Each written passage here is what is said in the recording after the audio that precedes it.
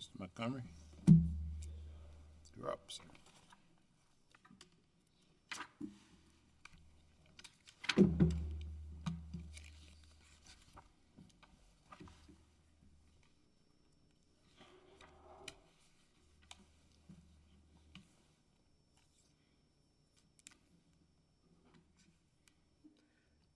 Good afternoon. This court should decide the threshold issue of PLRA exhaustion before it reaches the issue of mootness. Both named plaintiffs, two youth offenders in the custody of Louisiana Office of Juvenile Justice, failed to properly exhaust their administrative remedies before filing suit. This case has now been tried twice on two preliminary injunction motions when it should never have been brought at all. This case is due for dismissal. May it please the court, my name is Lemuel Montgomery and I represent the appellants and the defendants, Governor John Bell Edwards, the Louisiana Office of Juvenile Justice, the OJJ, and the Louisiana Department of Corrections. This appeal arises from an injunction issued in September of this year by the U.S. District Court for the Middle District of Louisiana that depopulated and shuttered one of the youth facilities operated by the Louisiana OJJ. That facility is the Bridge City Center for Youth, West Feliciana, a temporary treatment unit located on the grounds of the state penitentiary at Angola that was designed to securely house and treat a dangerous, high-risk youth population within OJJ's custody. This group is made up of youth who are notoriously violent and who continue to present a high risk of harm to one another, to other youth offenders, to the OJJ staff, and to the public at large. Counsel, let me ask you a question, if I could interrupt you there. I appreciate the facts and the procedural history of the case, but one thing I think is important. So Alex is one of the inmates who was, I think, told, correct, that he was going to be transferred to Angola. Is that right? Yes, Your Honor. Before he filed his emergency exhaustion, ARP, I guess, he knew he was on the list, so to speak, to go over there. Not exactly. So what Alex A. contended that he was told that he was to be referred to Angola. There is in the record a blank sheet that is not filled out. It's redacted in part. It's unsigned. It is a referral form for referral to a new facility, but I don't think it forecloses the issue that Alex A. was going to be sent to the West Feliciana facility at Angola, and in fact, Alex A. was never sent to the... I know he was never sent, but if he was told he was going there, isn't that enough for him to file his grievance and exhaust the issue of should youth be housed at Angola? No, Your Honor, because on page 1 of the plaintiff's first motion for preliminary injunction, the very first thing that is said in the case, these are the plaintiff's words, the Juvenile Justice and Delinquency Prevention Act, citing it, protects youth against, or it allows for co-location of youth and adults. It does. The only requirement, and they cite this on page 1, is that there be sight and sound separation between youth and adult inmates. So, and that's what the grievance was about. Alex A. attempted to pre-grieve the notion, the condition, that he would be mixed together with adult inmates at West Feliciana inside the grounds of Angola. The governor's announcement was clear that that wouldn't be the case, and the physical facility itself that was under renovation is over a mile from the nearest housing unit that would house adult inmates. So let's call that question, can juveniles be housed at an adult facility? So it's an overarching question, right? So how specific did Alex have to be in his grievance process to encompass all the claims that are at issue in the case? Well, the Fifth Circuit has spoken on specificity. We've cited cases to that effect in our brief, but at minimum, it's not okay. You can't pre-grieve an entire facility. That's not specific enough. So just to say, I grieve any conditions in a facility before it's open. But you could pre-grieve, so to speak. I can't be assigned here because, I mean, if you've been told that you're going there, just assume that for the moment, then clearly you'd have the ground to grieve whether you should or should not or could not be assigned to an adult facility, correct? I'm sorry, Judge, I didn't understand that. All right, so what I'm getting at, I guess, is if Alex is told, we're going to take you to Angola, he would then, before he went to Angola, have at least the ground to grieve the issue of whether a juvenile can be taken and housed at an adult facility. But that's not what was grieved, and that's clear. You could file a grievance to that effect. It would be at odds with settled law that you can have co-location, but that's not what Alex A. grieved. What did he grieve? He specifically cited fear of being housed together, commingled with adult inmates. He feared that he would be assaulted, and he feared that he would suffer excessive confinement or lack of programming because of the fact that they would need to confine him excessively or deprive programming because it's an adult facility to prevent him from being mixed Oh, but together isn't that what happened? I mean, one of the issues was this solitary confinement issue, as well as just the architecture of the cells and the way they were basically being tantamount to solitary. So if that's the basis for his grievance, wouldn't it cover what the district court ultimately considered? It was not what happened, and it would not cover that, because the West Feliciana, the physical facility, this was all put into evidence at the trial. It's immediately inside the main gate of Angola. It exists behind the administrative offices. It is over a mile from the nearest housing unit that would house any adults. It's cordoned off with blackout sheeting. Only OJJ employees are assigned to work in the facility. It's controlled by the OJJ. They don't even allow trustees to cut the grass outside the Angola gates near this facility. It faces the woods. It's over a mile from any housing unit with adults. And that was always the plan. That was the plan that was announced by Governor Edwards, and that was the plan that was announced to the public. Alex A. filed a grievance that said, I don't trust the state.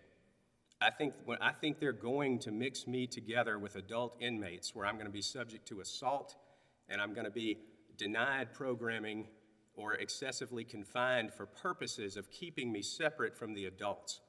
Now, Alex A. was never referred to West Feliciana. He's still, to this day, he's never been there. But the district court held that it was okay for Alex A. to not only pre-grieve conditions in a facility that wasn't open yet, that was still under renovation, to say, I don't trust the state, I'm filing a grievance now because I just think there are going to be conditions at a later time that could come up in the future, and if I end up there, that could happen to me.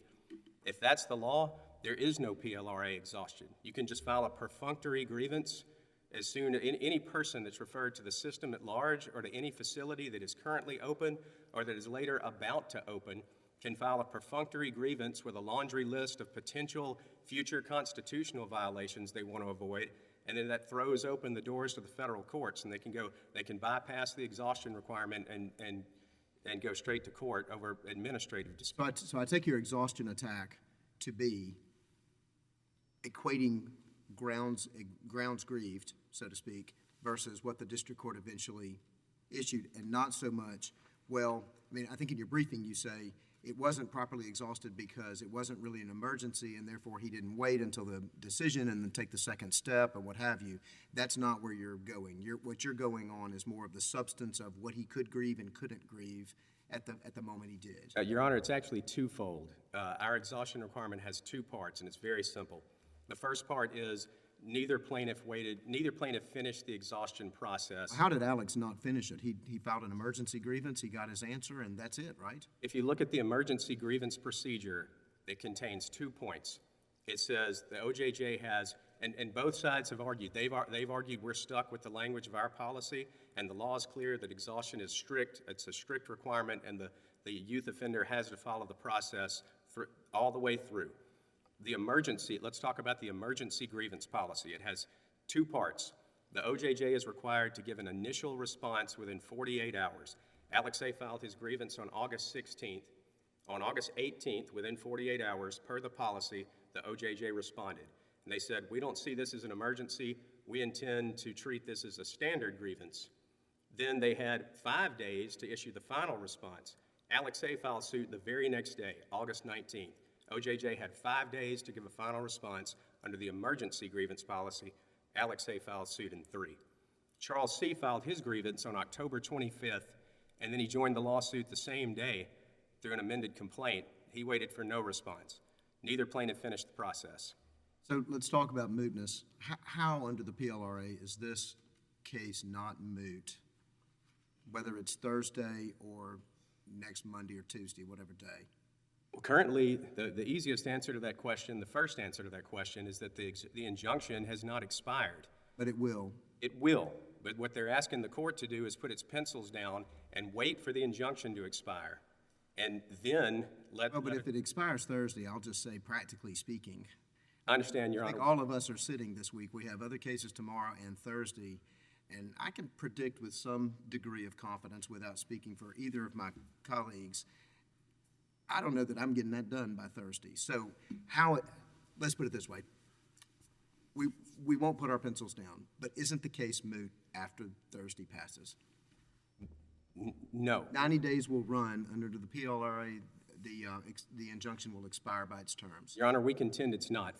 First of all, I'm going to answer your question directly. I'll give you my mootness arguments. It's an arduous inquiry. It takes about a five-step, multifaceted argument to get through all the issues we've raised as to why this is not moot, and if it is, an exception should apply. But first of all, under the United States Supreme Court decision in Sino-Kim, which this court has followed as recently as this year, if the issue of exhaustion is the less arduous issue, and if judicial economy dictates that the court take up the less arduous issue of Well, you've exhaustion. made that one in your brief, so we got you on exhaustion and what you argued about, which one we should do first. But stay on mootness while you got the time. Yes, Your Honor. You're not waiving, not setting the steps, but we understand your primary argument, deal with exhaustion first. We got it. So just I will, Your Honor. keep your ammo on the mootness point for that. The plaintiffs have cited a case from the Ninth Circuit called Barnes versus Armon, which held that a PLRA injunction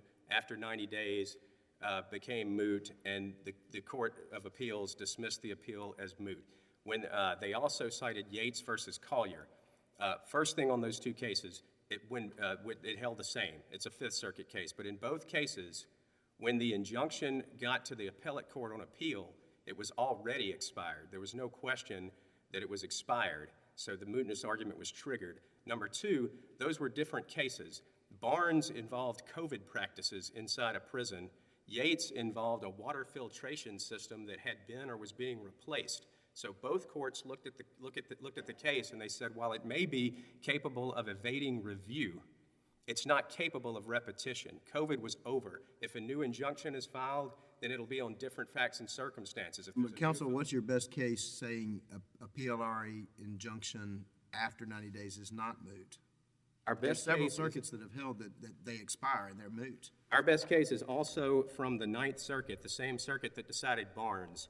In Where Do We Go, Berkeley, the Ninth Circuit case, there was a 6-month injunction that related to practices.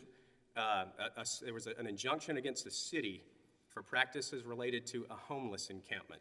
It was a 6-month injunction. Is this PLRA?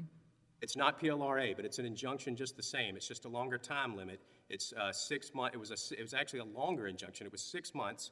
And in Where Do We Go, Berkeley, the Ninth Circuit said that 6 months was not enough time for the appellate court to be able to review this injunction, and so they decided it. They said this is not only capable of evading review, but it's capable of repetition, because if we don't decide the appeal, they're going to go back to the same policies that were enjoined in the first place, and it just continues to come up and go back down. It's capable of repetition, but evading review. But the only thing before us right now is the preliminary injunction. I mean, this is an interlocutory appeal, correct? It is, but the Rule 65 gives us an automatic right to appeal a preliminary injunction. But once that injunction expires, how's there any case left?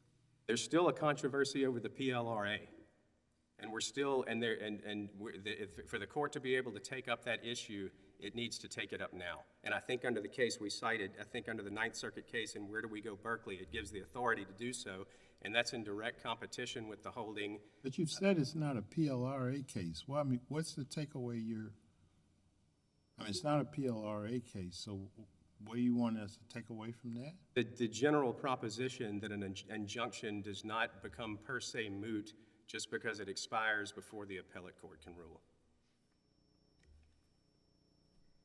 Your Honor, I'm almost out of time. There were numerous other important points of error in the district court's ruling, but with the time I have left, what I want the court to understand is that we have a dispositive issue here that is important. that's clear and straightforward, that needs to be corrected, and that ends the litigation.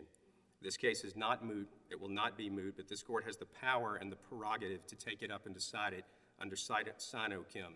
The PLRA exhaustion ruling of the district court has broad-reaching implications. It represents a vast deviation from settled PLRA law, and it rips the PLRA exhaustion requirement out of the code if it's upheld. It should be corrected here. Thank you. All right, thank you, sir. You've reserved your rebuttal time.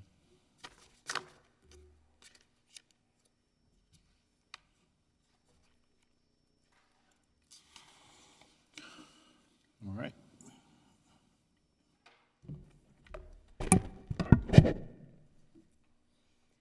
Good afternoon, and may it please the court.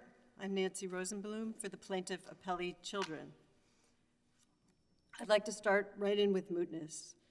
Mootness is a jurisdictional issue, and jurisdictional issues need be decided before the merits. Exhaustion under the PLRA is not a jurisdictional issue.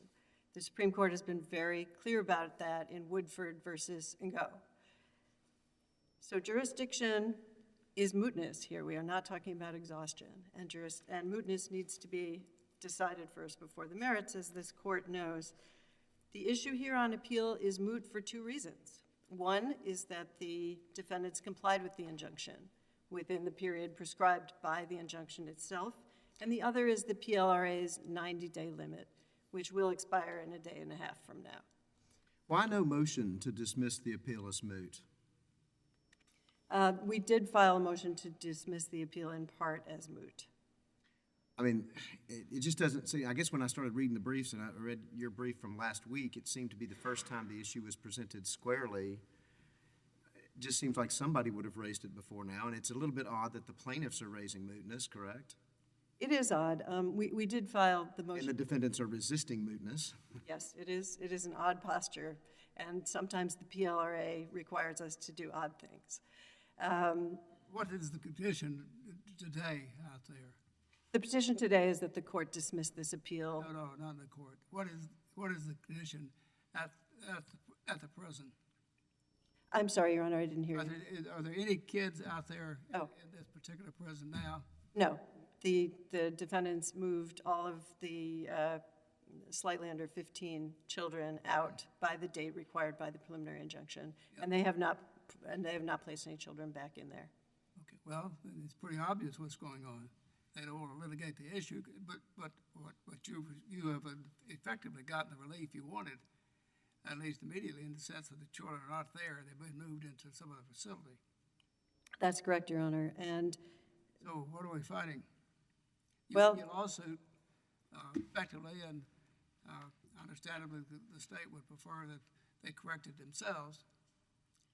Plaintiffs will continue the case below because through this appeal, it appears that the state wants some kind of advisory opinion about whether they can place children adjudicated delinquent in this adult prison facility. We are only here because the defendants appealed, and we are responding. When they appealed, it was certainly a live controversy, and I guess I am curious about the posture, because there was an active motions practice in our court. And it seemed to me the plaintiffs took the position when the defendants were asking for a stay of the injunction that even though the defendants had said we're not putting them back there, that wasn't enough. The issue was still live. We needed the injunction to stay in place. And then suddenly we get the brief last week, and it's this whole thing's moot because they said they weren't going to put the kids back at Angola. So what has changed? Well, Your Honor, as to the first part of your question, plaintiffs had no solid assurance that the facility would not be used again. What changed? If a stay had been issued. We continue not to have a solid assurance because the state continues to pursue this appeal. Well, that seems at odds with what you said in your brief, though, that their assurance was good enough to indicate that there was no more controversy here. One would hope that the plaintiffs and the public could trust that assurance. Well, I think we do. I mean, the case law says we take what state officials say at face value. The case law does indeed say that. What happened below could be instructive, however, and could explain the plaintiffs' reluctance to give up the ghost here. Do the plaintiffs intend to seek to extend the preliminary injunction? That is a strategy question, but plaintiffs will proceed below to seek permanent injunctive relief. Well, does that undermine the mootness argument? In other words, if the preliminary injunction could be extended on December 8, after we dismiss the appeal as moot, is that just a new appeal, or have we made an error that the defendants really should have gotten relief here for the court to have addressed their other issues? Your Honor, plaintiffs believe we could not, under the law, have extended this injunction because circumstances have changed. With the children out of Angola, at least temporarily, we don't feel that we are able to show that the same circumstances exist to extend that injunction. So the case continues. There's still a trial for permanent injunctive relief or whatever that may be. Do we vacate the injunction on December 8th? Your Honor, vacatur is discretionary, as this court knows, and it is an extraordinary remedy. Plaintiffs would urge the court not to vacate, but it is entirely in the court's discretion. Is the facility, is it the TTU facility, is it done yet? Or do we have a timeline? This was the one that was supposed to be finished in April. Now maybe November, December. We're in December. Your Honor, the last thing in the record about this is that that facility would be open in November. Secretary Nelson, who runs the OJJ, assured the court in August, that's what's in the record, that the facility would be open by the end of this year, by November. There are several record sites where he says that. There's nothing in the record right now. There's nothing in the record on appeal that gives us an exact date. We certainly hope that facility will be open. What is the number at issue? In some of the earlier proceedings, it was something like, I guess, between 50 to 80 or whatever. Then there was some later writings that had the number down much smaller than that, 12 or somewhere in that number. So is there a number of juveniles at issue core here that we're talking about? Yes, Your Honor. Defendants acknowledged back in August that at least 70 to 80 children had been cycled through the Angola facility, but no more than 15 at a time. That could be the source of that confusion. There are more than 300, some 350 children in secure custody with OJJ on juvenile delinquency adjudications, those civil adjudications. So any one of those children, if they commit the behaviors that OJJ in its discretion feel require placement in this higher security type of setting, any one of those 350 children at any given time could be sent to such a facility. What was the number transferred that cured the issue? In other words, when the state moved them from Angola to another place, what was the number? How many were there in that grouping? The last evidence in the record was 15, and when the state notified this court that they had moved the children, they notified the court that they had moved all the children currently at the facility.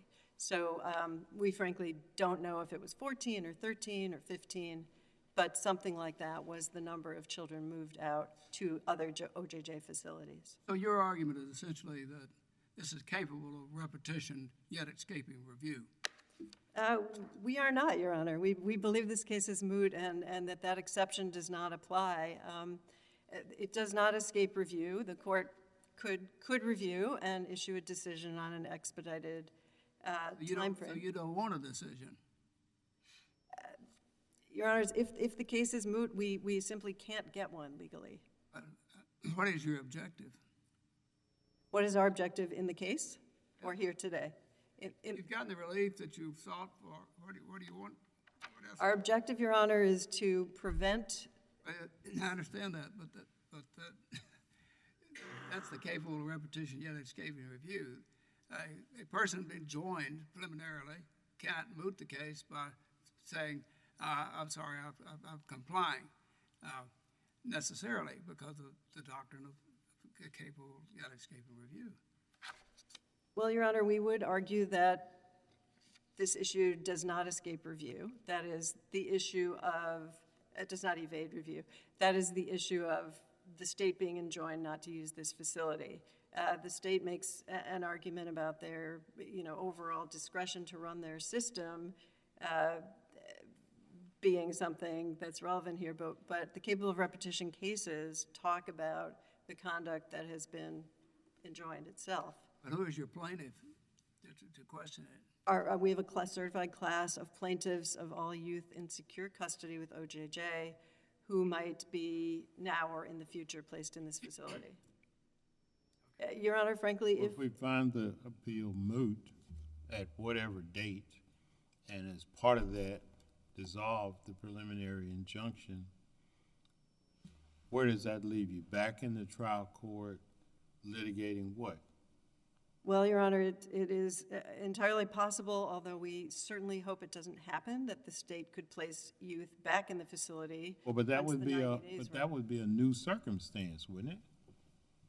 It would be a new circumstance, a new instance of the same thing, and the plaintiffs would have to move to enjoin that. Right, but I'm saying if the case becomes moot and we dissolve the ruling, okay, states assured they're not back, the number is wherever, from 80 to 10 to 12 to whatever. At some point in the future, this other facility is supposed to be built, right?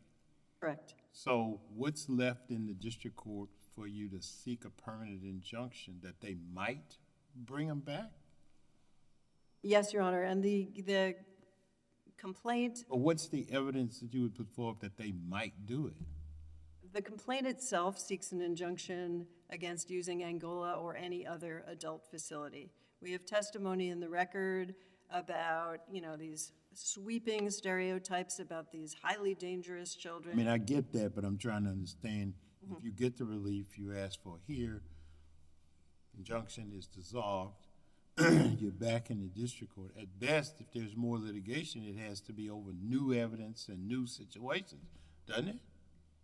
In part, Your Honor, yes. And if, for example, children are placed back in Angola, I mean, in part it does and in part it doesn't, because there is, the record is replete with evidence of the defendants talking about how they need to essentially build higher walls and bigger fences to keep these incorrigible children from running away and doing things.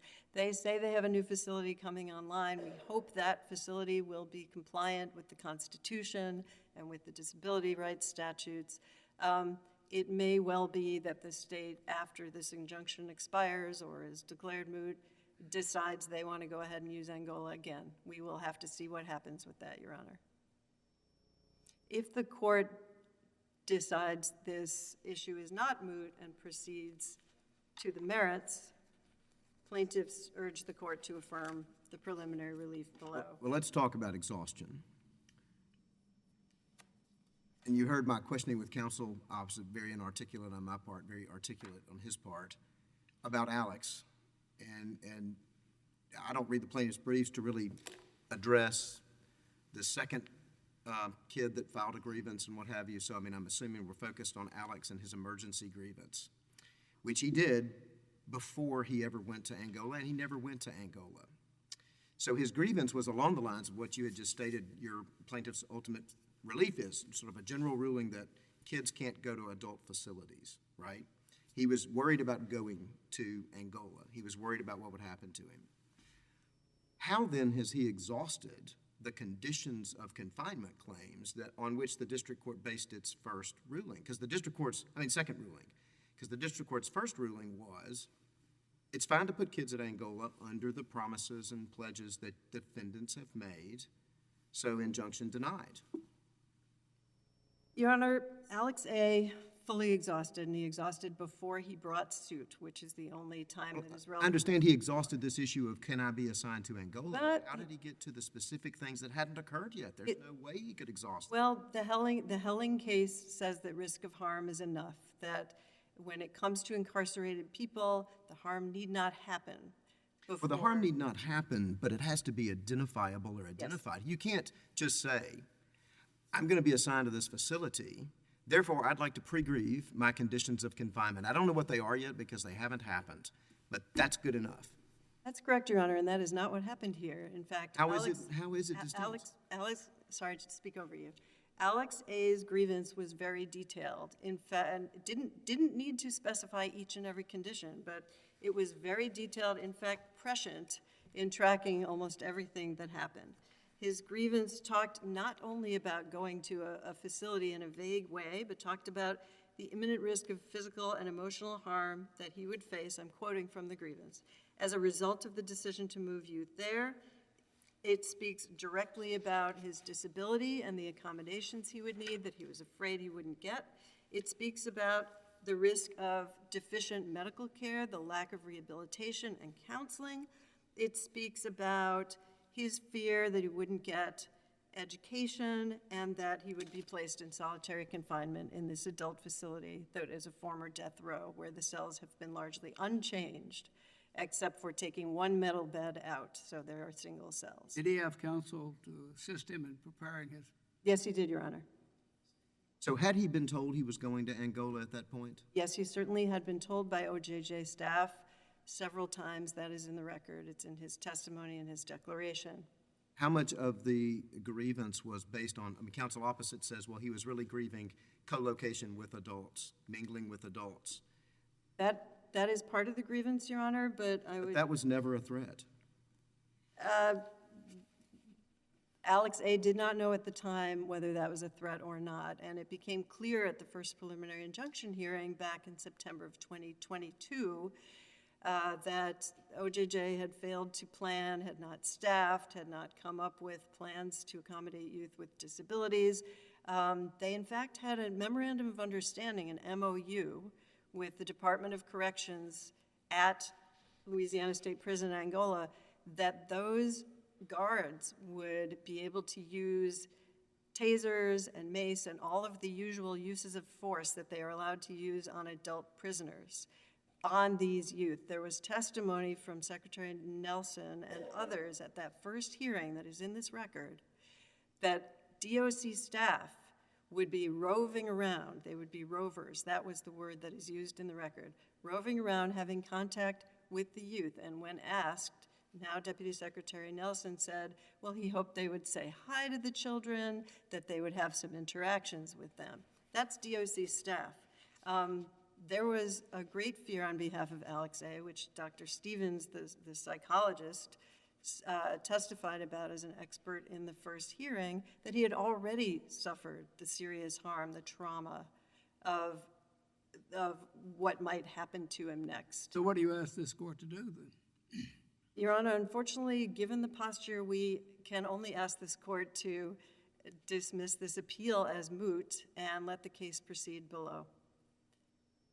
If Well, the parties have, I will just grump a moment. The parties have sort of put us in a position because mootness under the PLRA, I realize in your motion there was, I can't remember who filed the motion, who filed the response. The plaintiffs conceded that part of the district court's injunction saying you must move the kids was moot because the defendants had moved the kids. But nobody ever raised PLRA mootness or based mootness until last week, which doesn't give us a lot of time to really address otherwise. Your Honor, that was our first and only merits brief, and that is when we raised it. Well, I said I was grumping, so I'm just grumping. But it does put us in a bit of a spot because by the time we can really address this, the 90 days will have expired. But I understand, Your Honor, and that is, unfortunately the nature of the expedited schedule here. I would alert the court that at tab 3 of our record excerpts is Alex A.'s grievance and the denial. I suppose it takes us about 3 or 4 months to get this decided.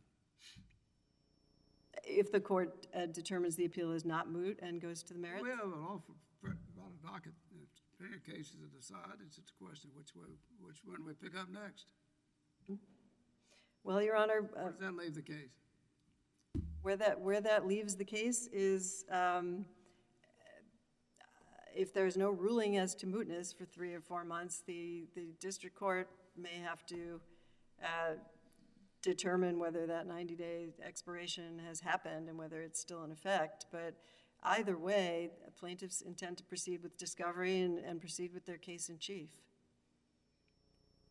Well, what I'm getting from you, there's no emergency here at the moment, and nothing we can attend to. So that's why I asked the question. Yeah. We just sit and wait and see what happens. Perhaps perhaps the state simply, it's hypothetical, but I had no idea, decided that they didn't like all this press, and that this was this was not the wisest decision to have been made, and that they weren't self-corrected. Well, Judge Higginbotham, in that case, one would have hoped the state would have withdrawn this appeal. But they didn't, and they're pursuing it, and here we are on behalf of the children who are a certified class of children who fear being sent to this facility if there's no injunction in place, pursuing in the district court the case to make sure that doesn't happen. Your Honors, I have 6 seconds left, so I'll wrap it up there, and I thank you for your time. All right. All right, counsel, you've saved your rebuttal time. Thank you, Your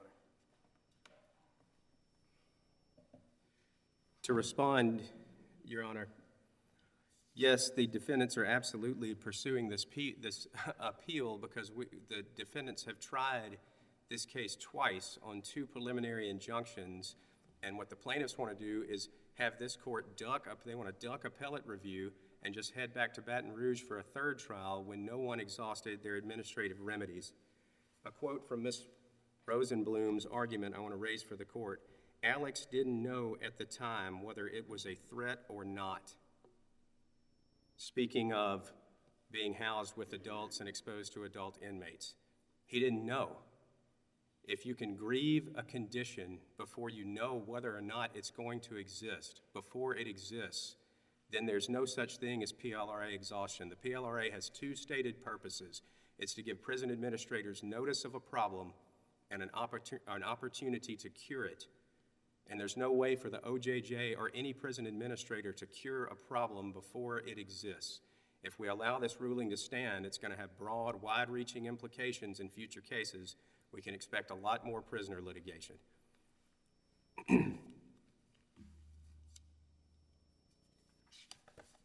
As to Alex A.'s specific grievance, there were questions about what was in it. It's in the record on appeal at 638 to 641. Alex A. said he feared being housed in a notorious adult maximum security prison because youth who are incarcerated in adult prisons face an unacceptable and heightened risk of suicide and sexual assault.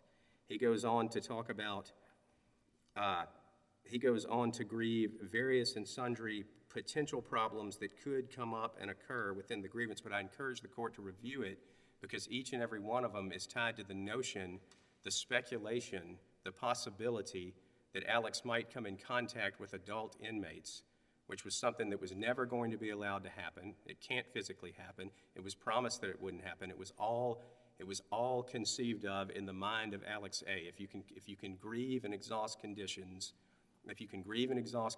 based on things that haven't happened yet, just because you're concerned about or you're afraid that they might in the future, then it creates a complete end run. Well, we do have the case law that says you don't have to wait until you're actually harmed. Those cases, the Helling case, the Yankton case, the Musa Sadeh case, they're all cited in plaintiff's brief. They're completely inapposite. What those cases say, beginning with Helling, is that if a condition exists, a prisoner does not have to wait for an existing condition to harm or injure him before filing a grievance. That's a different issue. We would submit this case, the question before the court here is whether a prisoner can grieve unexisting conditions on fear or speculation that they might occur someday in the future.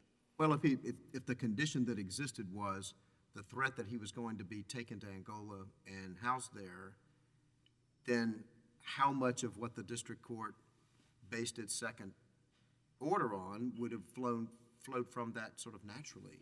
Well, if that's to be the standard, that I just feared, I grieved the facility, I grieved the prison as a whole. Well, he said more than that. I mean, counsel read it into the record, and these are the things that actually ended up happening. But what he specifically said was, I fear being assaulted by adult inmates, or I fear being excessively confined because they'll have to, when they separate me in order to separate me from the adults, they'll have to excessively confine me. And he said, I know that Angola is traditionally an adult prison, so I'm afraid they're not going to give us youth programming. All things that were completely speculated and made up out of fear or assumption or worry or speculation. There was never any promise or indication that there would be any conditions like that. That was all from the mind of Alexei. If you can make up conditions that you fear or you speculate or you assume might happen, and you say, I don't want to go to that facility because it could happen to me if those conditions if they come into existence, then there is no PLRA exhaustion anymore. You can file your perfunctory grievance before the facility opens, and then once you get there, if anything on your list happens to occur, you can proceed straight to the courthouse, and there's no opportunity for notice and a cure.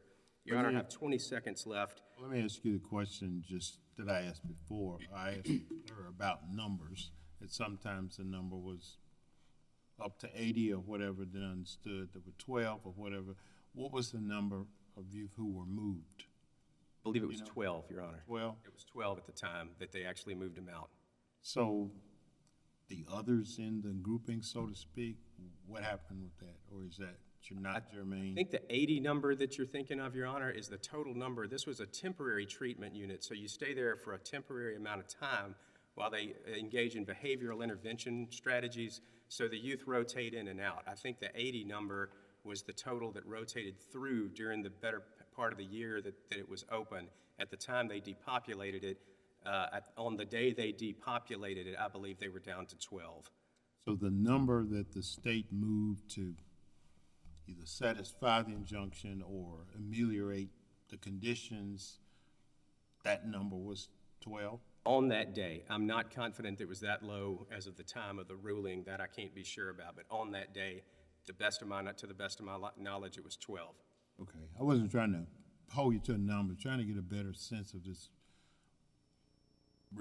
likelihood of recurring or whatever, and then the notion when we're told about a new facility being built and all that, that seemed to bespeak a much larger population potentially to be in some new facility. If we're talking about 12, 15, that it's not germane to the disposition of the case, but just in trying to understand it holistically. I understand. To the court's question, the TTU was designed to hold up to 24 or 25 at a time. I don't think it ever got quite that high, but that was the at a time maximum, if memory serves, Judge Stewart. Okay, I cut you off when you had 30 seconds, whatever, so I'll give you a concluding statement. I stopped you with my question, and I know you wanted to make a concluding remark. Now, Thank you so much. Don't put too many commas and semicolons in it, okay? Thank you, sir. Thank you so much, Judge. I'm not known to be quick, but I'll be as quick as I can. All right. We've got a very important dispositive issue, and the state does not want to try the case unnecessarily a third time. Mootness is arduous. What should the court do until the injunction expires? Swain versus Junior in the 11th Circuit said don't wait. They ruled now on PLRA exhaustion to avoid mootness. When does the injunction expire? We've got competing briefs on that. Will there be a live case or controversy? We've been back and forth all afternoon. Is it capable of repetition but evading review? What does the court do with a moot appeal? It's an arduous inquiry. Exhaustion is crystal clear. It's very important, and it ends the case. It prevents yet a third trial on the merits in Baton Rouge, and it ends this case completely. The court should take this issue up under Sino-Kim and its progeny and decide the PLRA exhaustion issue. Thank you, Judge. All right, thank you. We drew the case, Police Judge Wilson and I drew the case in October as an expedited appeal.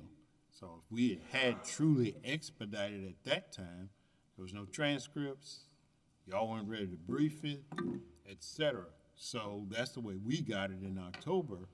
I'm just saying in terms of trying to, quote, expedite the appeal. So we drew it, December, this period was the earliest we could set it, yet respond to a request for an expedited appeal.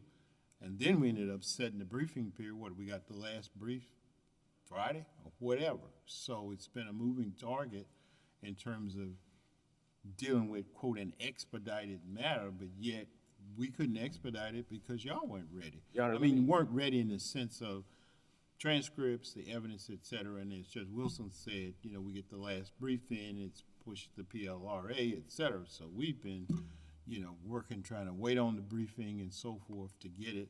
But we've read all the briefing you filed, and we asked the questions to dig it out further. And so you know, we're working on it, so. Let me apologize if it sounded like I meant to rush the court. Oh, no, no, no, no. No, and I wasn't saying, An option, and Sino-Chem relieves it because you can take that up at your leisure. no, no, no, I get it, and I wasn't fussing at council, I was just saying, we gotta ask for, to treat this as an expedited matter, which we granted in October.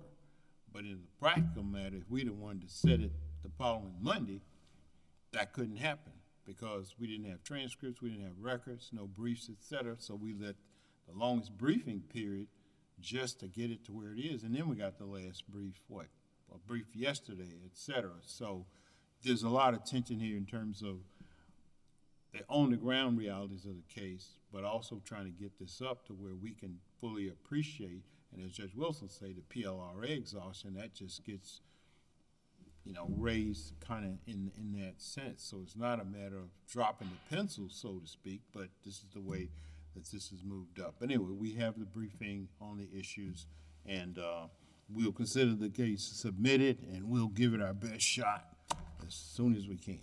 Appreciate the briefing and argument. We stand in adjourned.